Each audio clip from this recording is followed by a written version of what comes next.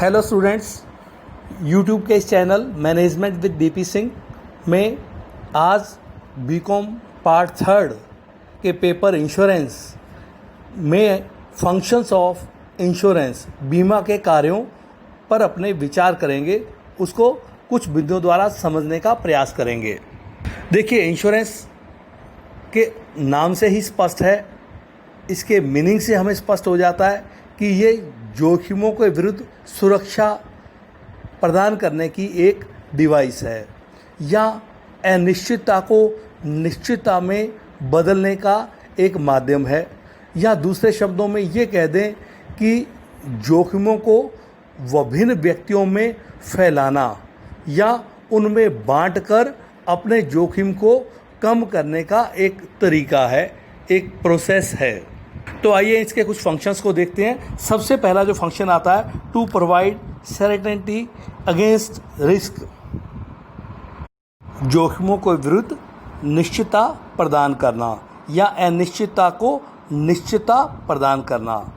देखिए, हम जानते हैं business is a game of risk, व्यापार व्यवसाय जोखिम का खेल है और इन जोखिमों को उठाने के लिए जो व्यवसायी होता है उसे किसी सहारे की ज़रूरत होती है ताकि वो इन जोखिमों को या हानियों को कुछ निश्चित कर सके, कुछ कम कर सके।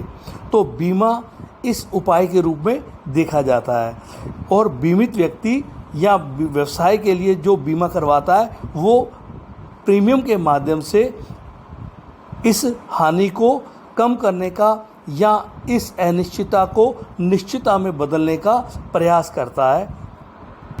दूसरा पॉइंट आता है, टू प्रोवाइड प्रोटेक्शन, सुरक्षा प्रदान करना।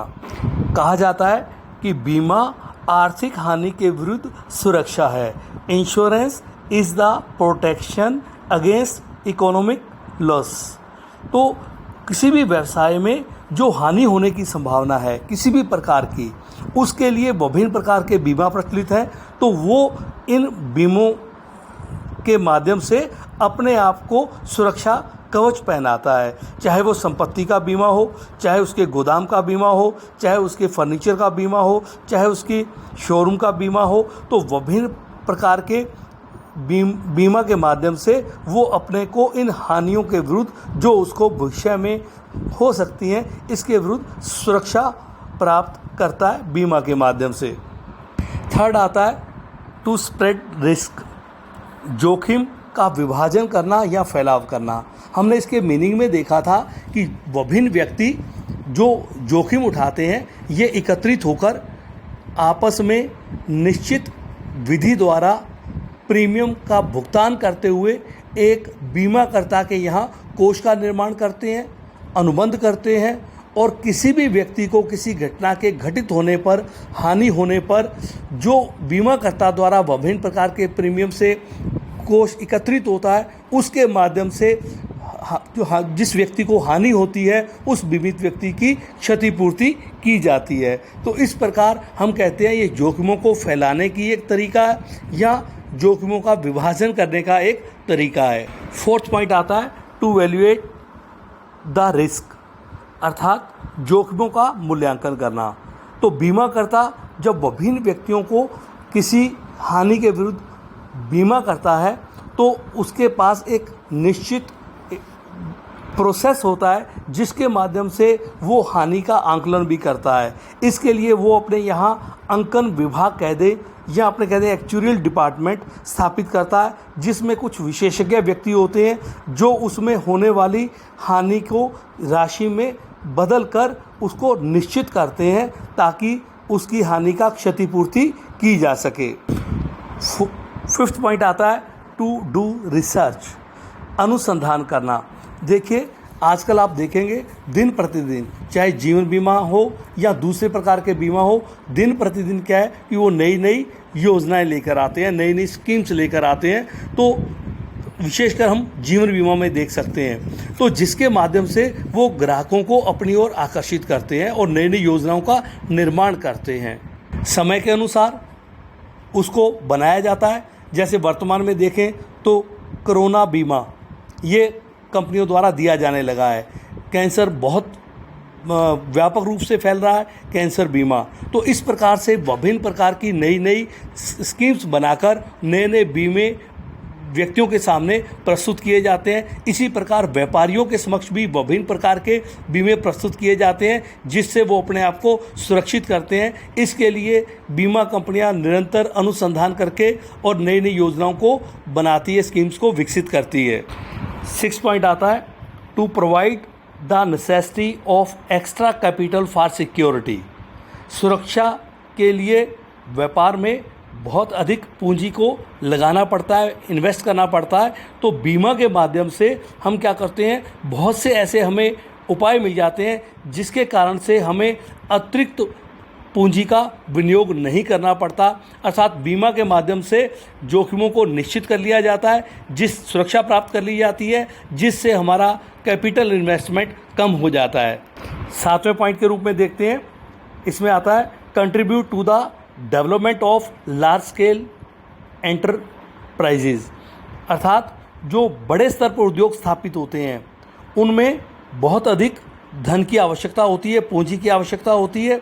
तो ऐसी स्थिति में उनमें रिस्क भी बहुत ज़्यादा होता है, जोखिम बहुत ज़्यादा होता है। तो बीमा के माध्यम से क्या होता है कि बहुत से व्यक्ति बहुत सी इन्वेस्टमेंट्स को बीमा के माध्यम से निश्चितता करते हैं, सुरक्षित करते हैं, जिसके कारण से उनको बड़े स्तर पर विनियोग करने का एक अवसर प्राप्त होता है और वो बड़े पैमाने पर रिस्क उठाने में सफल हो जाते हैं बीमा के माध्यम से अपने आप को सुरक्षा कवच पहनाकर। नेक्स्ट आता है to alert in prevention of losses. अर्थात हानियों से सुरक्षा के लिए सतर्क करना। आजकल बहुत बड़ी राशि के बीमा किए जाते हैं, व्यापार के, व्यक्तिगत के, दुर्घटना के बहुत बड़ी राशि का बीमा होता है। तो ऐसी स्थिति में कि बीमा कंपनियां भी अवेयर रहती हैं कि किस प्रकार से इसके द्वारा कोई बड़ी हानि को कम किया जाए।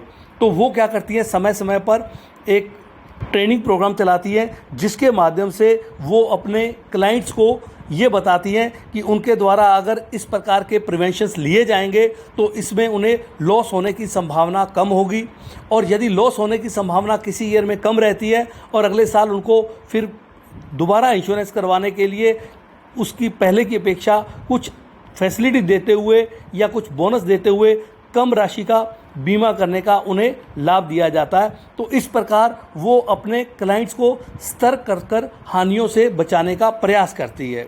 नेक्स्ट आता है to assist the government and industry, कि बीमा द्वारा बहुत भारी मात्रा में प्रीमियम के माध्यम से इनके कोष एकत्रित होते हैं, इनके फंड एकत्रित होते हैं, जिसके कारण से ये उन फंड्स को सरकारी प्रतिभूतियों में, गवर्नमेंट सिक्योरिटीज़ में, डिफरेंट कंपनियों के शेयर्स में, डिवेंचर्स में इन्वेस्ट करती है और उनकी बहुत बड़ी वित्तीय आवश्यकताओं की पूर्ति करती है। इस प्रकार प्रीमियम द्वारा, इनके द्वारा जो फंड एकत्रित किए जाते हैं उसको लगाया जाता है विभिन्न उद्योगों में, सरकार की योजनाओं में, जिससे सरकार और उद्योगों को अपना विनियोग प्राप्त करने में, अपनी कैपिटल प्राप्त करने में बहुत बड़ा योगदान मिलता है। नेक्स्ट आता है टू प्रमोट एक्सपोर्ट, निर्यात को प्रोत्साहन देना। तो ये क्या होता है, बीमा निर्यात को प्रोत्साहन देता है। अर्थात आज अंतर्राष्ट्रीय स्तर पर व्यापार किया जाता है, बाहर विदेशों में माल भेजा जाता है, समुद्री रास्तों से माल भेजा जाता है। तो अनेक तरीक़ों से जो माल भेजा जाता है उसकी सुरक्षा के लिए ये बीमा प्रदान करते हैं और बीमे के रूप में ये बड़ी मात्रा में प्रीमियम प्राप्त करते हैं। तो जिससे बीमा कंपनियों को भी आय होती है और बीमा कंपनियों को विदेशी मुद्रा प्राप्त होती है ऐसी स्थिति में, और सरकार के विदेशी भंडार में भी वृद्धि होती है। नेक्स्ट आता है to contribute to foreign exchange. जैसा मैंने अभी बताया था कि आजकल अंतर्राष्ट्रीय स्तर पर व्यापार व्यवसाय होता है, बहुत सी कंपनियां आयात निर्यात करती हैं। तो दोनों स्थितियों में जो बीमा कंपनियां हैं उन पर सुरक्षा प्रदान करने की विभिन्न प्रकार की योजनाएं देती है, जिसके माध्यम से उन्हें विदेशी मुद्रा प्राप्त होती है। तो जिससे देश में बहुत बड़ी मात्रा में इन कंपनियों के पास विदेशी मुद्रा आती है, जिससे सरकार को एक अपना विदेशी जो फंड है उसको बढ़ाने में इन कंपनियों के माध्यम से सहयोग मिलता है। नेक्स्ट आता है to provide a means of saving. देखिए, बीमा कंपनी जहां जोखिमों से सुरक्षा प्रदान करती है, वहीं ये विभिन्न व्यक्तियों को बचत करने के लिए भी प्रोत्साहित करती है। जैसे आप देखें जीवन बीमा की विभिन्न प्रकार की जो स्कीमें कंपनियों द्वारा चलाई जाती है, जहां वो एक और जीवन बीमा में जीवन की सुरक्षा प्रदान करती हैं, इसके साथ साथ विभिन्न प्रकार से उन्हें उस दिए गए प्रीमियम पर लाभ बोनस के रूप में देती है, जिससे व्यक्ति सुरक्षा के साथ साथ इसे विनियोग समझते हुए इन योजनाओं में अपना धन इन्वेस्ट करता है, अर्थात उसमें लगाता है और दोनों प्रकार के सुरक्षा संबंधी और अपने बचत के माध्यम से उन पर लाभ प्राप्त करता है। नेक्स्ट आता है टू प्रोवाइड सोशल सिक्योरिटी। बीमा सामाजिक सुरक्षा भी प्रदान करता है, अर्थात अनेक प्रकार की बीमा योजनाएं चलाई जाती है जिससे समाज को विभिन्न प्रकार से सुरक्षा प्राप्त होती है। बीमा दुर्घटना बीमा है, बीमारी बीमा है, अपने कहते हैं वृद्धावस्था बीमा है, प्रेगनेंसी इंश्योरेंस है। ऐसी बहुत सी बीमा द्वारा स्कीम्स दी जाती हैं जिसके माध्यम से समाज के विभिन्न व्यक्ति लाभान्वित होते हैं। जैसे ओल्ड एज पेंशन स्कीम है, तो आजकल इसका बहुत अधिक चलन है कि पेंशन स्कीम है, उनको माध्यम से व्यक्ति निश्चित प्रीमियम का भुगतान करते हैं या निश्चित अंशदान देते हैं और कुछ समय पश्चात उनको प्रीमियम देने के पश्चात उनको इसके बदले में पेंशन्स निश्चित राशि के रूप में दी जाती है। और लास्ट आता है to contribute in the rural development programme, अर्थात ग्रामीण विकास के जो कार्यक्रम हैं, बीमा कंपनी आज उसके एरियाज़ में बहुत ज़्यादा एक्टिव हैं, अर्थात ग्रामीण क्षेत्रों में बीमा कंपनियों द्वारा दिन प्रतिदिन नई नई योजनाएं बनाकर अपने व्यवसाय का विकास और विस्तार किया जा रहा है, जिससे एक और कंपनियां लाभान्वित हो रही हैं, दूसरी ओर ग्रामीण परिप्रेक्ष्य के जो हमारे व्यक्ति हैं उनको अपनी सुरक्षा और अपने विकास के अवसर उपलब्ध करवाए जा रहे हैं।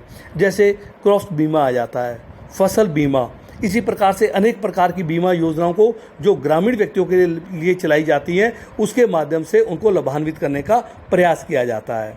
तो ये था functions of insurance. Thank you students.